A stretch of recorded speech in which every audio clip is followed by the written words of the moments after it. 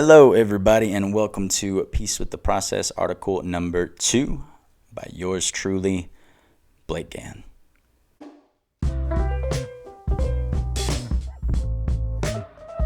I think the biggest piece of advice is to forget about the gear. Forget about I need to have this camera. For about 3 years, I did it as a side hustle. And then one day I got laid off from a job that I thought was it.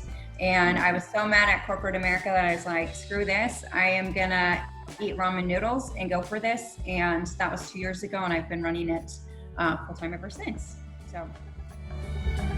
Yeah, I think for many of us, a lot of people ask me, well, how do I find my passion? I think a lot of people want to find that purpose, that passion, that thing that, they doesn't even feel like work. That's the phrase we're throwing around these days.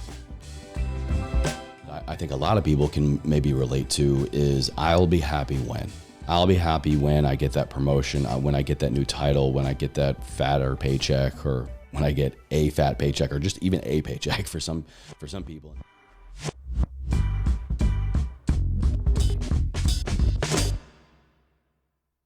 So today's article is You Are the Sum of the 50 People You Follow. Now, this derives from a conversation I had with an amazing guest on the Peace with the Process podcast, Mr. Charlie the Spaniard Brenneman.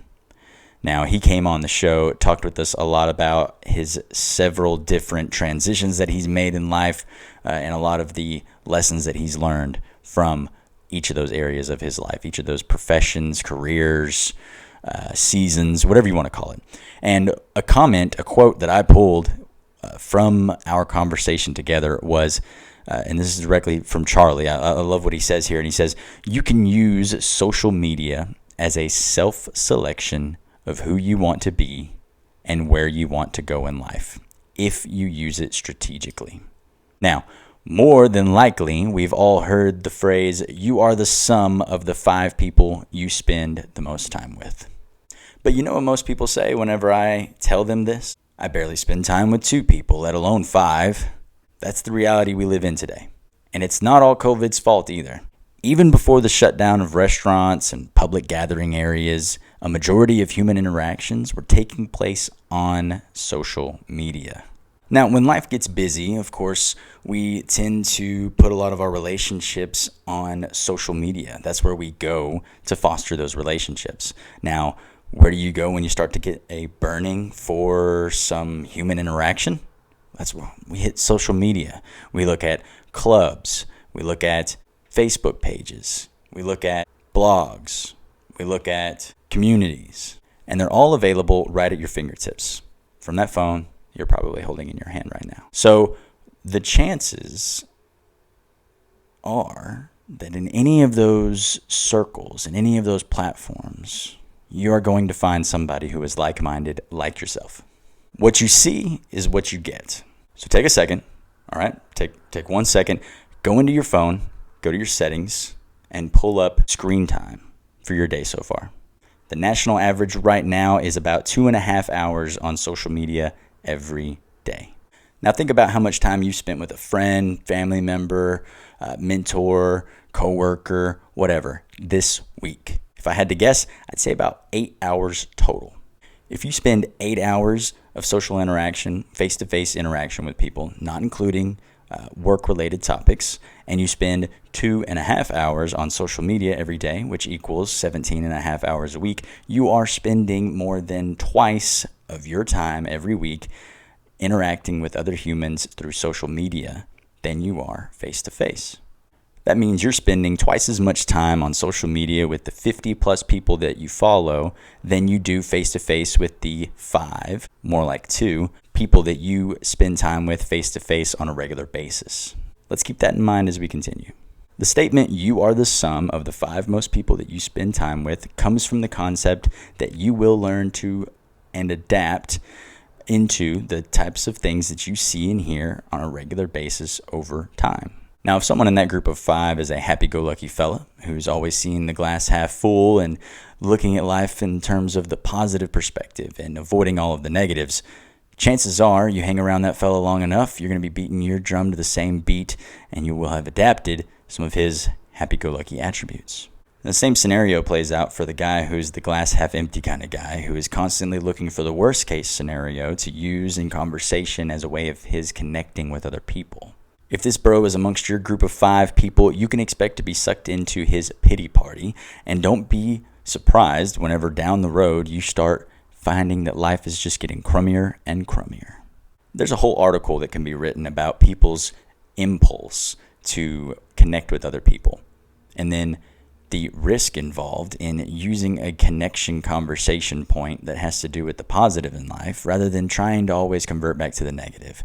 Because we know that everybody has negative experiences, but not everyone chooses to see the positive experience in life. Now let's move on to social strategy. Now let's combine what we know about the concept of the 5 people you hang out with the most and the top 50 people that you follow on social media. In a nutshell, the people that you follow on social media with the crappy habits and the crappy attitudes, chances are you are going to be developing those same crappy habits and attitudes as you watch and see the things that they post over time. And vice versa, the people who are talking about their positive opportunities, seeing the glass half full, looking at the way that they learned from opportunities and the opportunities that are present in the moment, the more likely you are to find your way inching up the ladder to the same rung that they're hanging out on. So how do we carve out the person we want to be and the places we want to go using social media? I'm glad you asked. Unfriend or unfollow that pessimistic paperweight of a friend. Plain and simple, don't follow what's not good for you.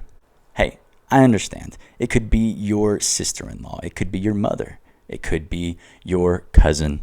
And you just don't have the grit or the harshness to completely kick them off and unfriend them on Facebook or whatever social media you're using. I get it. The good news? You don't have to.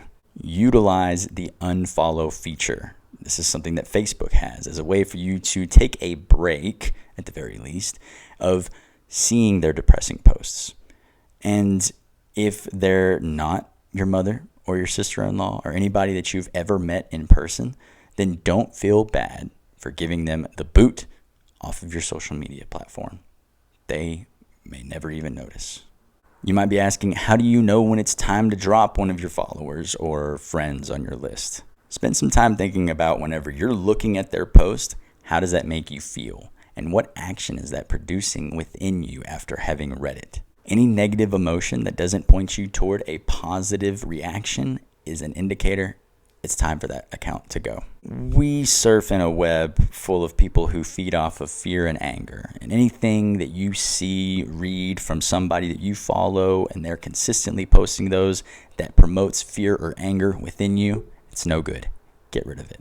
Now, emotions like sadness, anticipation, or envy, they're a little less direct. So you want to think about how these are making you feel, and then what type of action are they promoting within you. Now, if you're watching a video about impounded puppies and it's making you sad, and the action that it's promoting in you is to go out and adopt a puppy, then I think it's safe to say there's no real risk to your character there. You can keep following them. Unless you're allergic to puppies, then that's just torture. Get rid of them. Now, if you're following someone who's constantly posting pictures of heavy carb and high sugar foods, desserts, you got your cheesecake and all of those good things, but you're on a diet. So no matter how delicious those foods look, and you may really enjoy seeing those posts, if it's making you envious and the action it's promoting in you is to say, screw this diet, I'm ready to go out and have some cheesecake, then you might want to think twice about whether or not this account is really worth following in the long run. Seek out the positive. Let's read that again. Seek out the positive. It's no coincidence that in part you have to be what it is you are seeking out. In other words, if you're looking for people who always see the positive things in life, then you want to be a person who is seeking out those positive seeking people. I didn't lose you there, did I? Just be who it is that you want to surround yourself with. Plain and simple. It's not really as hard as it sounds. There are people out there. You just have to look at them now with a new set of eyes. The chances are you didn't see them before because you were so attracted to what the Debbie Downers had to say. You connected with that, and that's all that you attracted in your life. Now try again with a positive Peter. No. Happy Harry. No. Optimistic Oprah. No. Okay, why are there only names for the negative Nancys of life? Did I miss the boat on the positive people? Either way, with your new rose-colored glasses on and you go out seeking those other people, you will start to see things and people that you did not see before simply because you didn't connect with them before as you do now. Get specific. Now that we've weeded out the bad and loaded up on some good, we can start to get strategic about how we're going to align our social media up to give us more direction on who we want to be and where we want to go. First things first, who are some people who are doing things that you want to do and they're doing it better than you? Follow those people. The more you see and hear of these people, the more likely you are to start adapting the habits and attributes of those people. Now that covers who you're going to be. Now let's talk about where you're going to go. Find people, pages, communities, groups, blogs like this one, etc. that are already out there and follow them. The more you know about the place that you're trying to get to, the more equipped you will be for the journey to get there.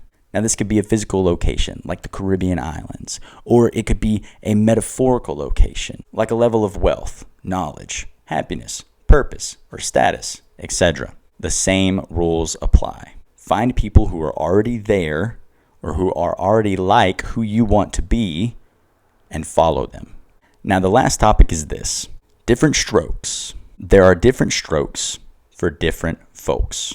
Now, this is an old Southern term that means we all do things differently, and those of us who do things similarly are often found in the same places together. With that being said, no one person can be everything you need them to be. So chew up the bones and spit out the meat.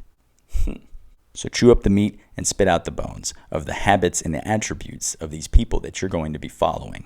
Now, if there's more bones than there is meat and you're spending more time picking through the bones to get the meat, then you might want to consider if the energy of picking through all the bones just to get the little bit of meat is really worth continuing to follow and learn from this individual, group, person, place, or thing. Some people will be a great resource for how to market your business, but be a terrible resource for how to be a positive thinker. Some people may be an amazing resource for optimistic thinking, but then be a horrible resource for learning healthy habits. So choose your resources carefully and be a resource wherever you can. Thank you for checking out Peace with the Process, article number 2. You are the sum of the top 50 people that you follow.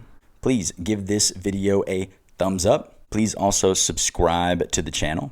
And if you heard the part of our article where we talked about knowing who you want to be and where you want to go so that you can follow those types of things on your social media, but you're not sure about who you want to be or where you want to go, check out my last video on the article that I did for Do You Know What You Value? You can find that article video on my channel, or you can head over to peacewiththeprocess.com and read it, as well as use the article itself to go through each one of the videos that I did for that article. If you like what you see here, you should head over to Peace with the Process podcast. Anywhere you get your podcasts, Apple Podcasts, Spotify Podcasts, Google Podcasts, wherever. Head on over there and subscribe to the podcast. Leave us a rating and review. It is extremely appreciated, and it really helps get those conversations out there that we're having with some amazing guests and amazing people. Want to work with me one-on-one to get more organized, more clear, and headed in the direction of your goals more quickly? Reach out to me. Head over to peacewiththeprocess.com, scroll all the way down to the bottom, and use the Contact Us feature and send me a message. Let me know you'd like to work with me one-on-one.